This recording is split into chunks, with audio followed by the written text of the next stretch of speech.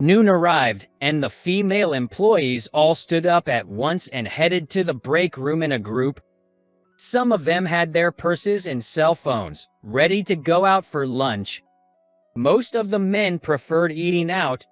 Watching almost everyone leave, I took my lunch box out of my bag and opened the lid. That's when Sam peeked over my shoulder from behind. John, you brought that cheap-looking lunch again? He always ate out, but he probably delayed his departure just to tease me. When he came back from lunch, he'd always boast loudly, "I ate at this famous French restaurant that was in a magazine," or "the midday set meal at the traditional restaurant was amazing." He always flaunted his wealth, being a college grad from a rich family, and has been looking down on me, a high school grad from a poor background, ever since we started working. I lost my parents in an accident when I was in elementary school, and my grandma raised me ever since.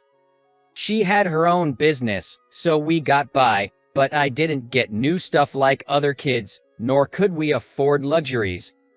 Being made fun of for being poor was a regular occurrence, but my grandma would always cook my favorite meals. Eating delicious food can make you forget your sorrows. She'd say, It'll make you want to keep going the next day. whenever I had her meals and talked with her, my spirits were lifted. Her meals are what kept me going.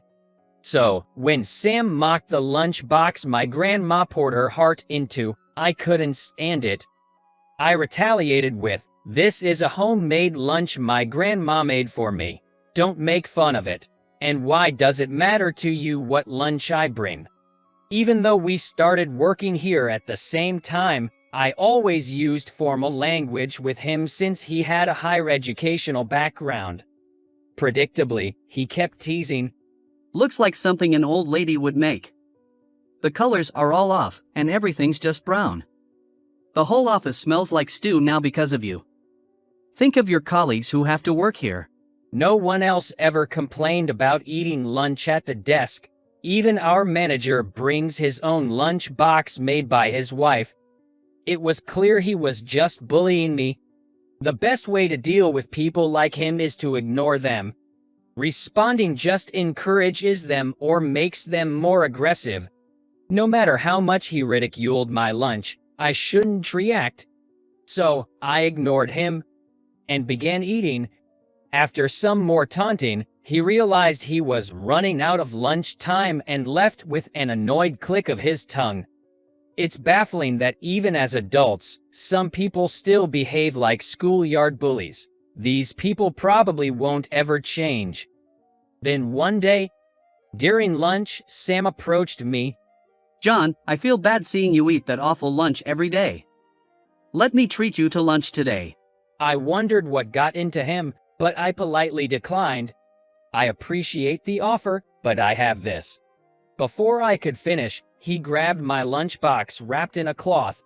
He then unwrapped it and opened the lid, exclaiming, Yuck, this lunch smells like trash. Not even worth eating. To my shock, he dumped the contents into a nearby trash can. Of course, the contents began to fall out, bit by bit. What the? Stunned and at a loss for words, I watched as he said, Now you have no reason to say no. I'll take you to a top-tier Western restaurant today, 100 times better than that lunch. I was seething with anger. Sam, what have you done? You're going to pay for this. I said in a deep, resonant voice. Noticing the change in my demeanor, a confused Sam said, What? Suddenly, a voice rang out from behind. Excuse me, John. Did you bring the lunchbox I asked for? I turned around to see Mr. Sounder, the CEO of our company's biggest client. Mr. Sounder? Why are you here? He was freaked out by the unexpected situation and shouted out in a cracked voice. Noticing the lunchbox in Sam's hand and the discarded contents in the trash, Mr. Sounder looked astounded and asked, What's going on here? I sincerely apologized to Mr. Sounder. I'm terribly sorry. The truth is, My grandma packed a lunch for you with some of your favorite deli dishes, but I am unable to deliver it to you anymore.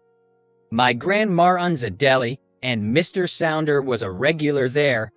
Since he moved away, he hadn't been able to visit the deli as often. So, knowing that I had a meeting with our CEO today, he'd asked me to bring him a lunch box.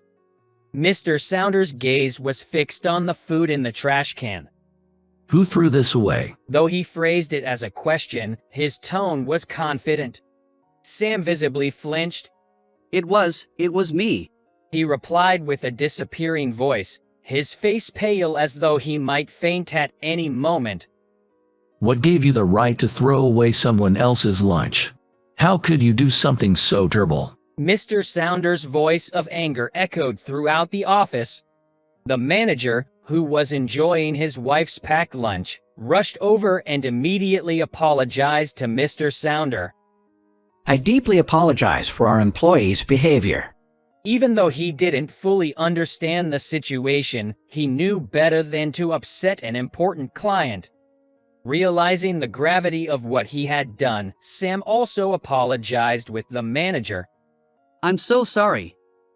I'll buy you a comparable lunch right away. However, this only deepened the frown on Mr. Sounder's face. You don't get it. Do you know why I specifically asked him to bring me that lunchbox? It was filled with dishes his grandma made with love. If I wanted a store-bought lunch, I would have gotten one myself. At a loss for words, Sam began to cry. But Mr. Sounder coldly responded.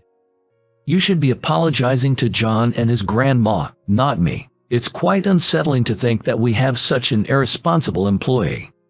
I pulled out another lunchbox from my bag and handed it to him.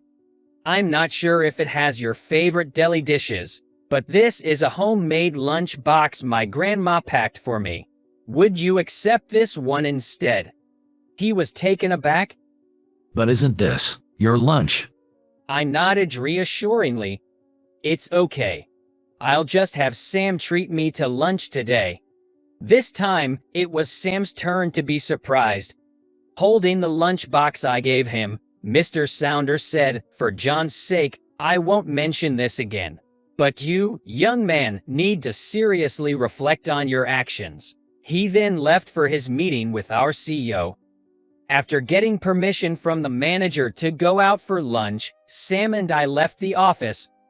Sam took me to a fancy Western restaurant, a place I normally wouldn't go. The burgers alone were over $20. It's nice to dine out once in a while, I said, then he sincerely apologized. John, I truly apologize. He then shared his story of why he had thrown the lunch away. His parents were well off, however, they were always busy. Whenever there were school events that required students to bring lunch, his mom would order gourmet lunch box from high-end restaurants. While everyone else was enjoying homemade lunches with their families, I was eating alone, and it was lonely. As he progressed through high school and college, fewer and fewer classmates brought packed lunches, so he didn't really feel self-conscious about it anymore. But, when I found out that you brought a homemade lunch to work, and it was obviously a very elaborate homemade lunch, I was jealous. Out of jealousy, he had tried to mock me for being a high school graduate and being less wealthy, and when that didn't work, he lashed out. I wanted to prove that a restaurant lunch was better than your homemade one. Now I realize how wrong I was. No matter how much I apologize, it won't make up for it. He sobbed. It was eye-opening. I always envied his privileged background, never knowing the loneliness he felt. If you promise not to harass me anymore, I won't take any action against you for what you did. Tears streaming down his face, he vowed never to mistreat me again. The next day, I handed him a lunchbox. My grandma heard about what happened and wanted you to have this. He was in shock and asked, Is it okay? She wants you to have it. With that said, he responded, thank you, and accepted it. From then on, things changed. Sam was transferred to the customer service department. It was a decision made by the upper management based on the report from the manager. He solemnly received the transfer notice and replied, "I'll work with a renewed spirit and dedication." Although Sam and I are in different departments now, I see him almost every day. That's because, ever since that day, my grandma started packing an extra lunch for him. The day after I first handed him the lunchbox, he visited my grandma's deli. Eating the lunch made with so much love, I realized the foolishness of my actions. I'm truly sorry. My dear, I'll make you lunch every day from now on. Make sure you eat up. She assured him.